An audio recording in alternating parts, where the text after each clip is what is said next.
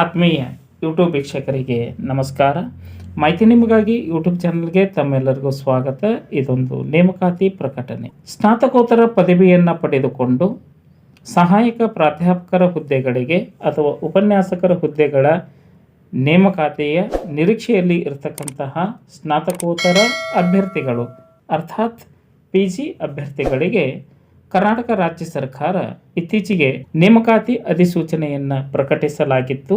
ಅರ್ಥಾತ್ ನೇಮಕಾತಿ ಮಾಡಿಕೊಳ್ಳಲು ಕರ್ನಾಟಕ ಸರ್ಕಾರದ ಆರ್ಥಿಕ ಇಲಾಖೆ ಅನುಮೋದನೆಯನ್ನು ಕೊಟ್ಟಿದ್ದು, ಶೀಘ್ರದಲ್ಲಿಯೇ 2,000 ಹುದ್ದೆಗಳ ನೇಮಕಾತಿಗೆ ಕಾಲೇಜು ಶಿಕ್ಷಣ ಇಲಾಖೆ ನೇಮಕಾತಿ ಪ್ರಕ್ರಿಯೆಯನ್ನು ಆರಂಭಿಸುವಂತಹ ಮುನ್ಸೂಚನೆಯನ್ನು ಕೊಟ್ಟಿದೆ. ಹಾಗಾಗಿ ಸ್ನಾತಕೋತ್ತರ ಪದವಿ, ಅದರ ಜೊತೆಗೆ ರಾಷ್ಟ್ರೀಯ ಅರ್ಹತಾ ಪರೀಕ್ಷೆ ನೆಟ್, ಕರ್ನಾಟಕ ರಾಜ್ಯ ಉಪನ್ಯಾಸಕರ ಅರ್ಹತಾ ಪರೀಕ್ಷೆ ಸೆಟ್, ಇದರ ಜೊತೆಗೆ PhD, ಈ PG ಜೊತೆಗೆ ಇರತಕ್ಕಂತಹ ಅವಶ್ಯಕ ಅರ್ಹತಾ ಮಾನದಂಡಗಳನ್ನು ಪೂರೈಸಿಕೊಂಡಂತಹ ಅಭ್ಯರ್ಥಿಗಳು ಈ ಸಹಾಯಕ ಪ್ರಾಧ್ಯಾಪಕ ಹುದ್ದೆಗಳಿಗೆ ಅರ್ಜಿ ಸಲ್ಲಿಸಬಹುದಾಗಿತ್ತು.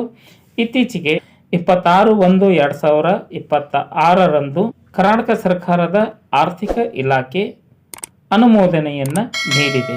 ಇದರ ಪರಿಣಾಮವಾಗಿ 826 ಸರ್ಕಾರಿ ಪ್ರಥಮ ದರ್ಜೆ ಕಾಲೇಜಿನಲ್ಲಿ ಪ್ರಾಧ್ಯಾಪಕರ ಹುದ್ದೆಗಳ ನೇಮಕಾತಿಗೆ ಹುದ್ದೆಗಳನ್ನು ನಿಗದಿಪಡಿಸಲಾಗಿತ್ತು. 941 ಸರ್ಕಾರಿ ಪಾಲಿಟೆಕ್ನಿಕ್ ಕಾಲೇಜುಗಳಲ್ಲಿ ಹುದ್ದೆಗಳ ನೇಮಕಾತಿಗೆ ಅರ್ಜಿ ಆಹ್ವಾನಿಸಲಾಗಿತ್ತು.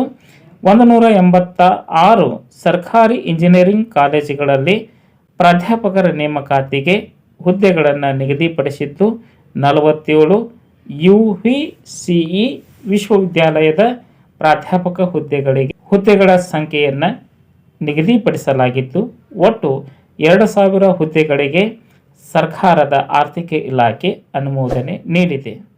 ಸದ್ಯದಲ್ಲಿಯೇ ಸರ್ಕಾರದ ನೇಮಕಾತಿ ಪ್ರಕ್ರಿಯೆ ಚಾಲನೆ ದೊರೆಯಲಿದ್ದು, ಸಹಾಯಕ ಪ್ರಾಧ್ಯಾಪಕರಾಗಬೇಕೆಂಬ ಇಚ್ಛೆ ಉಳ್ಳಂತಹ ಸ್ನಾತಕೋತ್ತರ ಪದವೀಧರರು ಹಾಗೂ ಇತರ ಎಲ್ಲ ಅರ್ಹತೆಯನ್ನು ಹೊಂದಿದಂತಹ ಅಭ್ಯರ್ಥಿಗಳು ಈ ಹಿಂದೆ ನಡೆಸಿದಂತಹ ನೇರ ನೇಮಕಾತಿ, ಸ್ಪರ್ಧಾತ್ಮಕ ಪರೀಕ್ಷೆಗಳ ಮೂಲಕ ನೇರ ನೇಮಕಾತಿ ಹೇಗೆ ಆಗಿದೆಯೋ ಅದೇ ತೆರನಾಗಿ ನೇಮಕಾತಿ ಪ್ರಕ್ರಿಯೆ ಆರಂಭಗೊಳ್ಳುತ್ತಿದ್ದು, ಇಂದಿನಿಂದಲೇ ತಮ್ಮ ಪರೀಕ್ಷಾ ತಯಾರಿಯನ್ನು ಆರಂಭ ಮಾಡಿಕೊಳ್ಳಿ. ಪಠ್ಯಕ್ರಮ ನಿಗದಿಯ ಜೊತೆಗೆ ಪ್ರಯತ್ನವೂ ಸೇರಿದರೆ ಸಹಾಯಕ ಪ್ರಾಧ್ಯಾಪಕ ಹುದ್ದೆಗಳು ದೊರಕುವಂತಹ ಸಾಧ್ಯತೆ ಇರುತ್ತದೆ. ಮಾಹಿತಿ ಹೇಗೆ ಅನ್ನಿಸ್ತು ಅನ್ನೋದನ್ನು ಕಮೆಂಟ್ ಮೂಲಕವಾಗಿ ತಿಳಿಸಬಹುದಾಗಿತ್ತು. ಎಲ್ಲರಿಗೂ ಧನ್ಯವಾದಗಳು.